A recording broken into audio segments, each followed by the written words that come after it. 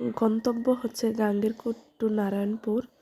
তো গাড়িতে উঠতেই একটা কিউট পাখি চোখে পড়লো, সেটাকে ফ্রেম বন্দি করে নিলাম। গলাটা ঠান্ডায় বসে আছে, ভয়েসটা অনেক মোটা মোটা। তো এই হচ্ছে গাঙ্গেরকোট টু বাঙ্গরা হাইওয়ে বললাম কারণ রাস্তাটা খুবই সুন্দর।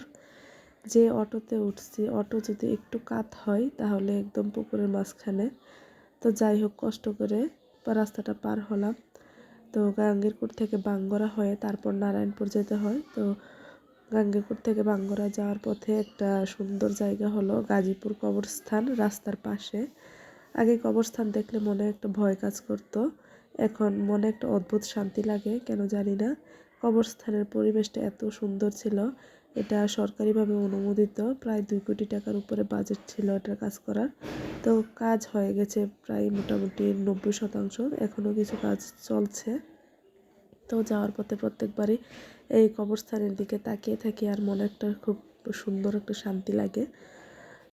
বিশাল একটা চত্বর নিয়ে এই কবরস্থানটা, তো খুব ভালো লাগে। এইদিকে যখনই যাই তখন এই কবরস্থানের দিকে তাকিয়ে থাকি। তো বাঙ্গরা পার হয়ে নারায়ণগঞ্জের দিকে রওনা হলাম। এই রাস্তাটা এতটাই সুন্দর, একদম ঢাকা কুড়িল বিশ্ব রোডের যে রাস্তাটা ওইরকম একটা ফিল আসে।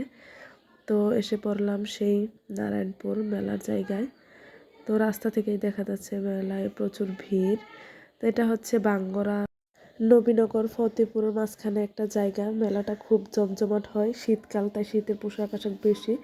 এটা 5 বছরের জন্য লিজে নিয়েছে জমিটা। এখানে প্রত্যেক বৃহস্পতিবারে মেলা হয়। তো আজকে বৃহস্পতিবার চলে আসলাম সেই মেলাতে। তো একটু একটু করে ভিডিও করে নিয়েছি। এই হচ্ছে কসমেটিক্সের ভিডিও। ওইদিকে ছিল শীতকাল, তাই শীতের জামা কাপড়ই বেশি ছিল। তো আমরা ফ্যামিলি মেম্বার প্রায় অনেকজন এসেছি, আমি, আমার 2 ভাবি, 2 বোন, আমার যা, সবাই মিলে এসেছি।